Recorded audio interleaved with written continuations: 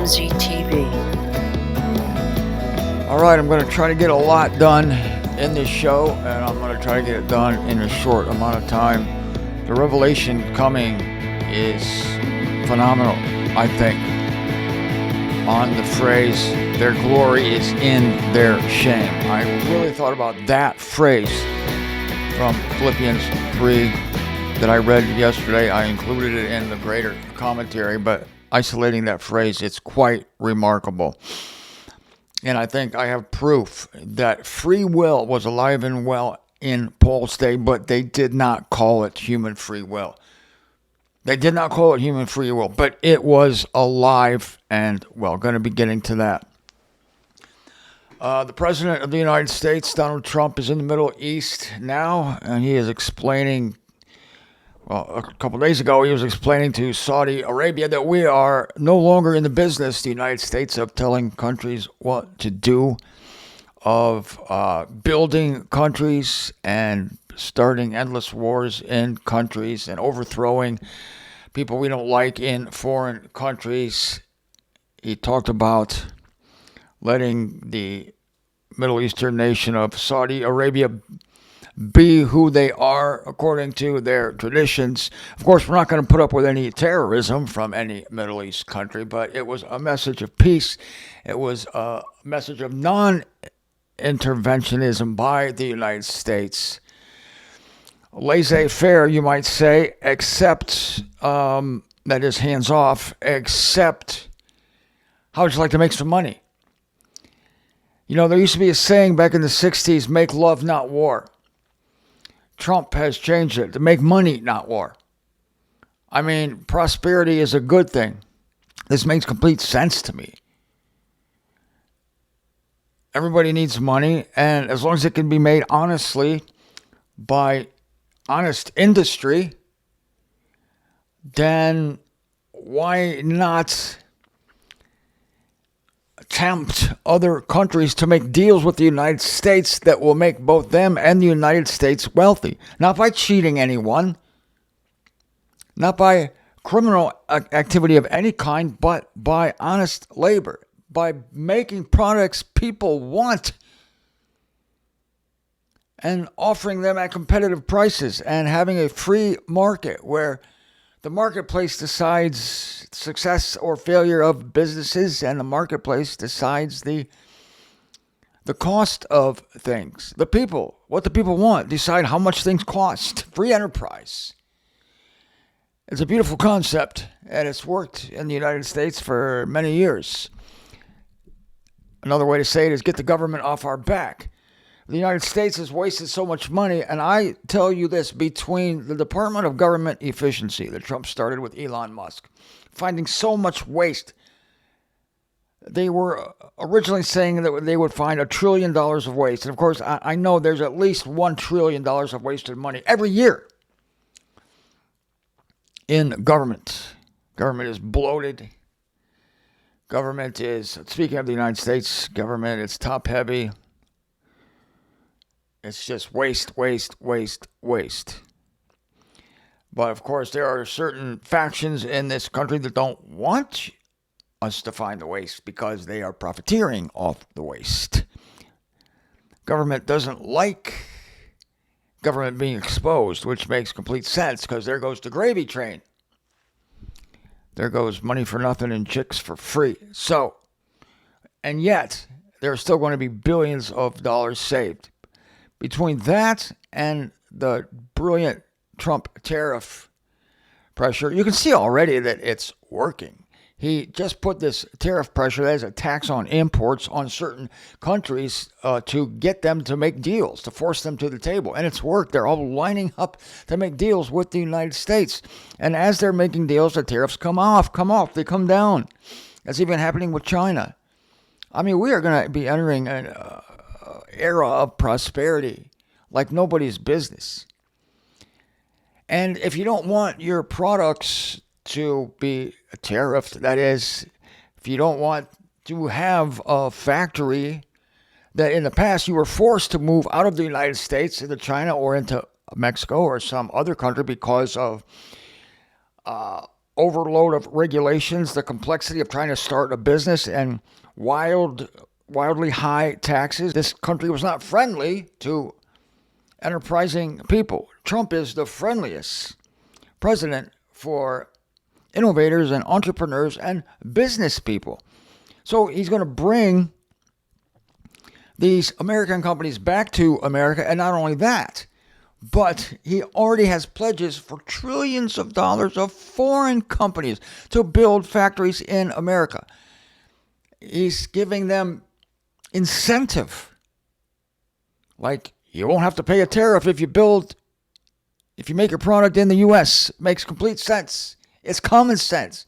It taps into the human desire to be productive, to make shit that people want, and to live a good life by making money. Nobody's cheating anybody here. It's called free enterprise. It's fantastic. And I'm telling you, this is my prediction.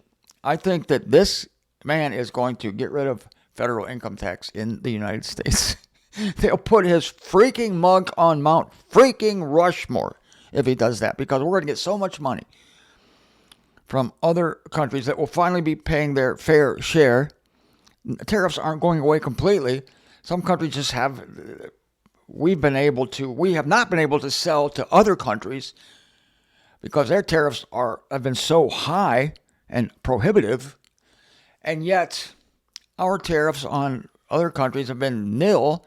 So our market has been flooded with foreign goods, and we have not been able to sell to other countries. That's all changing. Trump is leveling the playing field, just making it fair again. We're going to get so much freaking money because of this. Because of foreign investment, because of the tariff fairness, and because of saving like $500 billion every year, that we're not going to need to tax the American people anymore. And this man's face will be on Mount freaking Rushmore. It's happening very fast. And I'm telling you, we're looking for that deal in the Middle East. Now Trump's making financial deals. What's next? Peace deals. Peace deals between people that you would never imagine could be a peace. God is removing the roadblocks, as I've been telling you. This is one reason why Trump is so successful. Well, number one, he's a businessman. And he really does love the country. And please don't anybody tell me he's deep state. He's not deep state. He's not. He's against deep state. He's an anomaly. He's a one-off. He's not part of the New World Order. He's not part of the World Economic Forum. He's not an undercover agent working against America. The guy loves America. I mean, you can only take these conspiracy theories so far, folks. We don't need conspiracy theories. There's enough conspiracies around without developing theories. So here we go. And yes, of course, I believe he's still going to become the man of lawlessness. But I think that instead of forcing all these countries, we know that there is going to be a one world government. But it's going to be a beautiful one world government. And it's not going to be brought about by force. It's going to be brought about by volunteerism. Countries are going to want to belong to the greatest movement to ever hit planet Earth. And they'll line up for it. Like they're doing it now. We're seeing it in microcosm now as countries. Leaders of countries are coming to Washington, D.C. to make deals, financial deals, for their good and for our good with President Trump. This is a good thing, and it is a microcosm that everybody's going to join it. Everybody's going to want to be in on it. It's nothing where you have to send tanks over there and bomb people.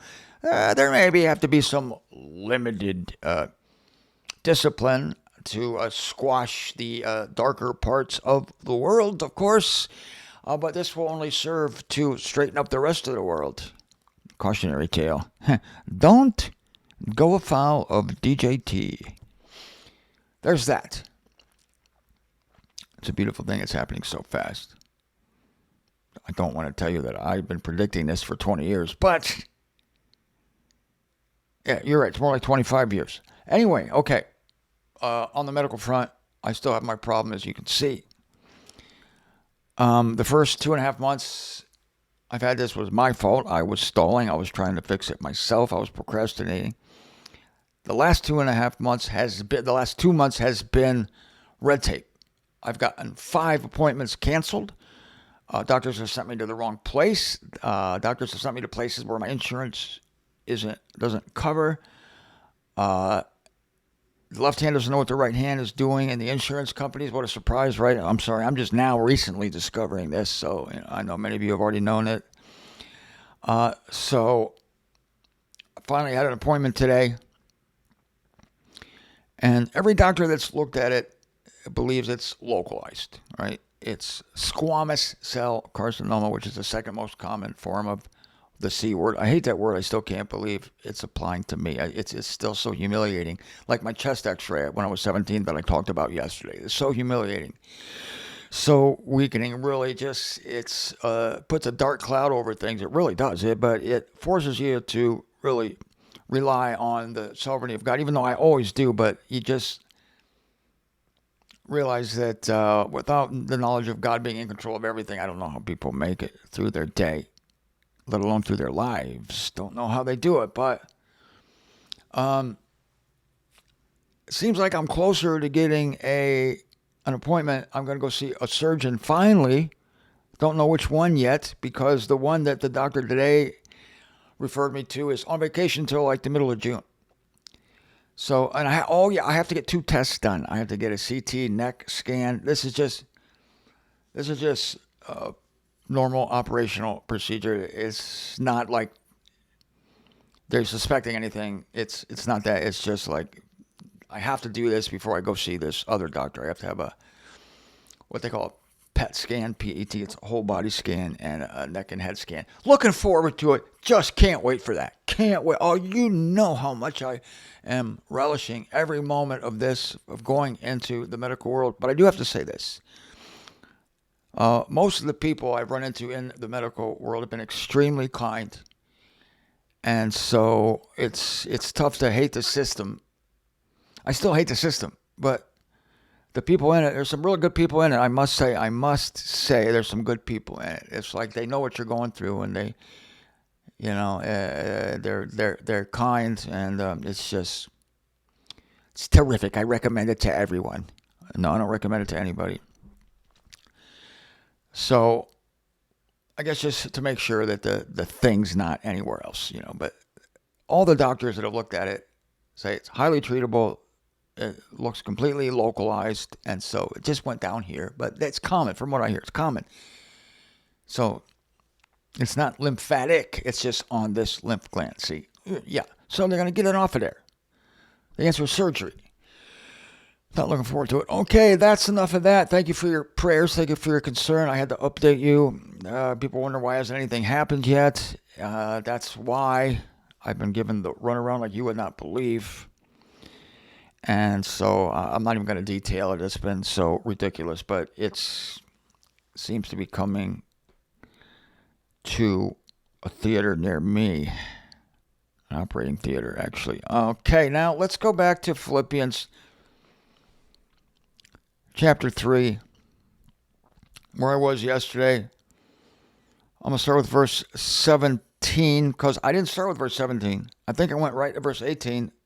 For many are walking, of whom I often told you, yet now I'm lamenting also, as I tell it, who are enemies of the cross of Christ, whose consummation is destruction, whose God is their bowels, and whose glory is in their shame.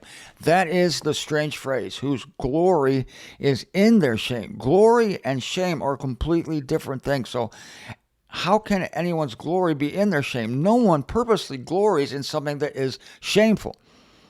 So my interpretation here, I'm going to just give you my quick interpretation, then go into detail as I go back to verse 17, is that the people who are now enemies of the cross of Christ, and I'm telling you, this is the religious world, this is Christianity. Paul is describing what we know as Christianity. And you really get this from verse 17. I have not appreciated this before, especially out of the J.B. Phillips paraphrase. Where do you see the J.B. Phillips paraphrase of Philippians 3:17? Paul, it doesn't sound like much in the concordant version. Become imitators together of me, brethren, and be noting those who are walking thus according as you have us for a model. What does Paul mean by that? For many are walking, and again, because the word walking is in here, we're talking about those who are in the neighborhood of the faith. In the neighborhood of the faith, they look like they have faith. They talk like they have faith, but they don't. They're, in fact, enemies of the cross. And I'm telling you, just like Satan is disguised as angel of light and his ministers as dispensers of righteousness and apostles of Christ, disguised, Satan's ministers, disguised as apostles of Christ. The name of Christ is on the deception. That's the biggest deception there can be. The name of Christ is on it. They have hijacked it. Satan has hijacked it. The false god of this religion, which I believe is Baal Peor, has hijacked the very name of Christ. So they're in the realm of, let's talk about the cross, but they're in fact enemies of it because they are champions of their own bowels. Paul says, whose God is their bowels, that is their own energy. This is a first century way of saying human free will. I realize that now. I didn't make that complete connection. I was all around it, and I did kind of say it, but I'm saying it today emphatically, that whose God is their bowels, that is a first century phrase for human free will. Your God is your bowels, your own power. That's your God. Human free will puts humanity on the throne. This is a really anatomical way of saying it. It's a really drastic. I like this way better. Your God is your bowels. It is so in your face. Leave it to Paul. The guy who invented the phrase, the maimcision, comes up with this, whose God is their bowels. That's human free will. They've taken God off the throne, and they've put their guts on the throne. Their ability to decide, their ability to repent, their ability to choose Christ. This is human free will, nothing less. Nothing less. Paul says it in another place, in Romans 10. Let's go there briefly. Romans 10, verse 4. I brought this to you many times, but this is human free will. This is probably, I can't decide now which is the best phrase. Philippians 3:18 there, or this one. Romans 10, verse 3, speaking of the Israel types, for they, being ignorant of the righteousness of God and seeking to establish their own righteousness. There it is. That's the perfect description of it. Seeking to establish their own righteousness. So if you don't think human free will, the doctrine of free will, was alive and well in the first century, it was. And it is as destructive. It was as destructive then as it is today. Because anyone who is seeking to establish their own righteousness are necessarily ignorant of the righteousness of God, and therefore not subjected to the righteousness of God. All this in Romans 10:3. But Paul's wham bam, thank you ma'am nickname, or it's almost a curse phrase, whose God is their bowels. That's human free will. So when we get to whose glory is in their shame, the shame is what it really is. The shame is what they are going to feel in the future when they are exposed. And oh, they will be exposed. All these people who believe in human free will. Let me say this. I'm going to start adopting Paul's language. All these people whose God is their bowels, they will be exposed. And in that day, they will be ashamed. In the day when the fire comes, the fire from the 200 million supernatural cavalry, when the fire comes, Paul talks about it in 2 Corinthians. Read it last night, 2 Corinthians chapter 1. God and Christ in flaming fire, dealing out vengeance to those who are not acquainted with God, who are not obeying the evangel of Jesus Christ. Our evangel, Paul's evangel, this evangel, not obeying it. How do you obey grace? No, obey. Remember, it just means in the Greek to hear and to heed. To hear and to heed. When in Acts, when Peter, the angel lets Peter out of jail and he goes to the door of the ecclesia at midnight and he knocks on the door. And it said one of the maids there, her name was Rhoda, she obeyed the door. She obeyed. When Peter knocked, she obeyed and went to the door. She obeyed the door. How do you obey a door? The same way you obey the evangel of our Lord Jesus Christ, the same way you obey the evangel of grace. You hear it and heed it. She heard and heeded the door. She went to the door. She attended to it. That's it. It's not an obedience like the Ten Commandments was an obedience. So the shame is future. And these people will eventually be ashamed of what today they are glorying in. And you see the pride of those who put you down with your able and scriptural presentations of the sovereignty of God. All is of God. God is operating all things according to the counsel of his own will. Romans 9, God is the potter. Humanity is the clay. And they just shoot you down, and they are so proud to be proponents of human free will. They feel safe. How many times have they told you that? You're believing in dangerous things, they tell you, and they tell me. They feel safe, just like the people on the Titanic felt safe because it was rich and it was new. People on the Titanic said, the survivors, the people who died didn't say much after that, but the survivors said, the one guy said, I remember, I read lots of books on the Titanic. He said, the one thing I remember when I got on the Titanic is the smell of fresh paint, because they just finished that thing. The smell of fresh paint is everywhere in the Christian religion. Oh, the smell of fresh paint is everywhere. They've painted everything in the Christian religion. Oh, everything's new. Everything's painted. The music is perfect. The paint is perfect. The colors are perfect. Interior design is perfect. Just like the Titanic was perfect. It's rich and perfect.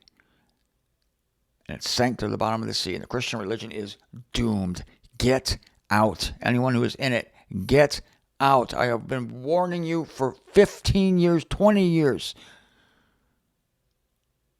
Specifically, for the last 20 years, I've been warning people to get out. It is going down.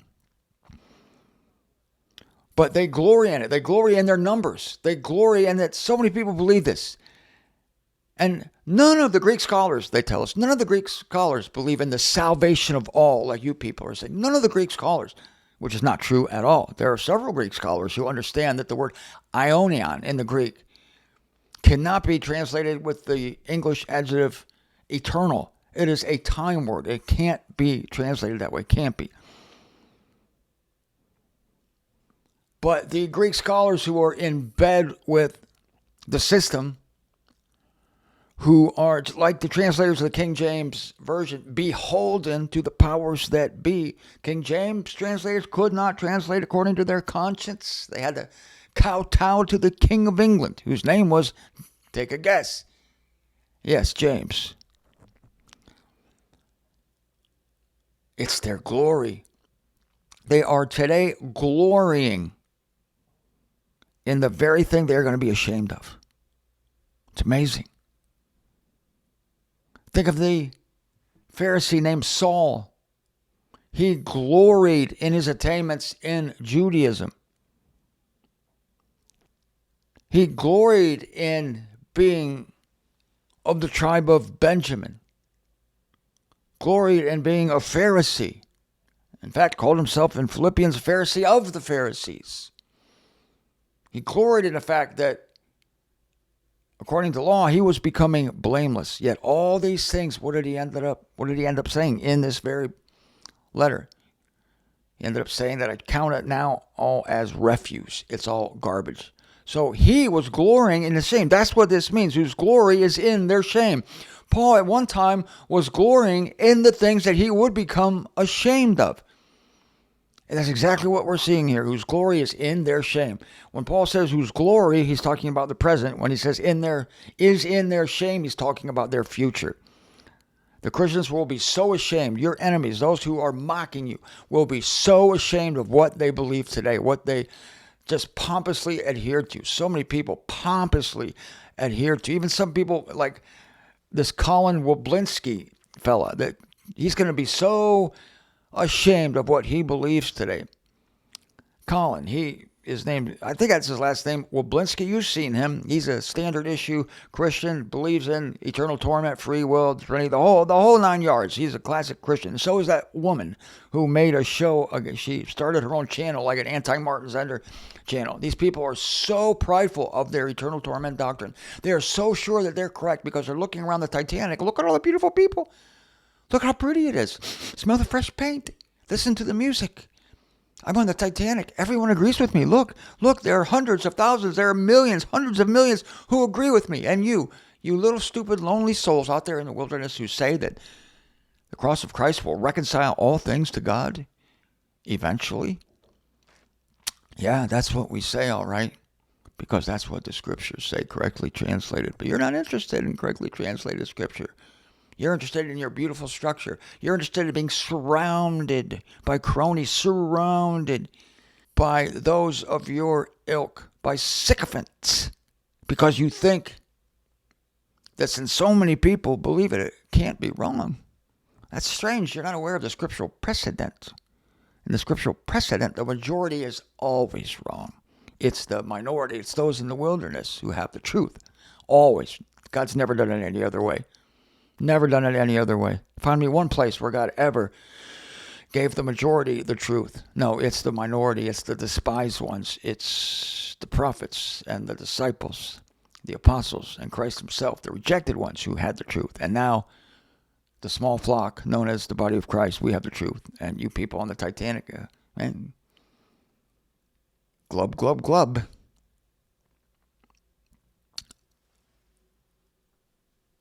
Let's go to, in closing here, I have to close, look at my time. I wish I had more time. J.B. Phillips. Listen to this. This is Paul in verse 17, Philippians 3. Let me be your example here, my brothers. Let my example be the standard by which you can tell who are the genuine Christians among those about you. See, there are many who are walking. For there are many of whom I have told you before and tell you again now, even with tears, that they are enemies of the cross of Christ. He doesn't use the word walking there, but I love the way he lays it out in verse 17. Let me be your example here. The Concordant says, become imitators together of me, brethren. J.B. Phillips paraphrase, let me be your example. Let my example be the standard. This is the illustrative phrase. Let my example be the standard by which you can tell. Like, look at us. Let my example be the standard by which you can tell who are the genuine Christians among those about you.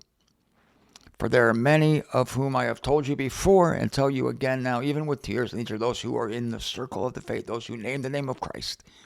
And there are many, Jesus said, who will say, Lord, didn't we prophesy in your name? Didn't we do marvelous works in your name? And he'll say, what? I never knew you, workers of lawlessness. Depart from me.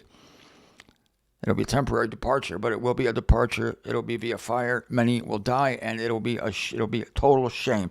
Total shame. Total hands over the face. Oh, my God, get ready for it, Colin, because this is you unless you come to your senses. Only God can bring you to your senses, but maybe I can be a prod. It's hard for you to kick against the goads, isn't it, Mr. Woblinski?